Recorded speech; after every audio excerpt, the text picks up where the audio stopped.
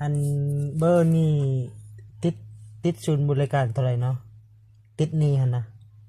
เดี๋ยวใส่น้องถามแป๊บนึงก็จะเอาดูกดสอบให้ก่อน ใช่ช่วงนี้เจ็บคอเว้ยเป็นไอโดยเงินโทร169 10,000ยืมเงินอินเทอร์เน็ต1 cc อีก 10,000แล้วก็ยืมเงินแพ็กเกจ Data 65,000เจาะแพ็กเกจรายเดือนจะจ่ายก่อนตามหลังหันอันนี้สำระไปแล้ว1,500ต่อ3อีก3ยืมเงิน Data จ่ายก่อนตามหลังเดือน3,400ได้จ่ายแล้วเงินโทร10,000เงินอินเทอร์เน็ต1 cc อีก 10,000ตอนนี้ยังประมาณ80,000ป่ายด้วยเจ้าเออค่อยคิดว่าค่อยติดหนี้65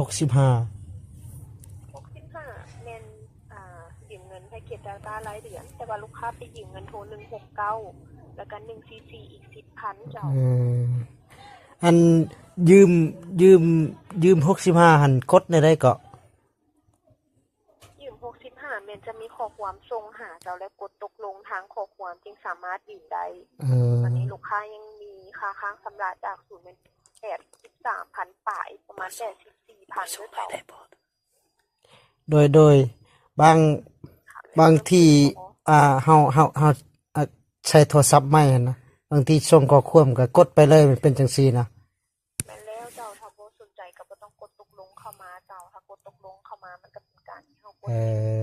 บ่เป็นหยังเนาะอันนี้น้องบ่ฮู้บ่เป็นหยังโดยบ่มีหยังเจ้ามีแต่เวลาตื่มมีเห็นมันตัดตลอดนะก็เลยโทรถามคือการยืมเงินเจ้าเพิ่นโดยจ้าใจเด้อ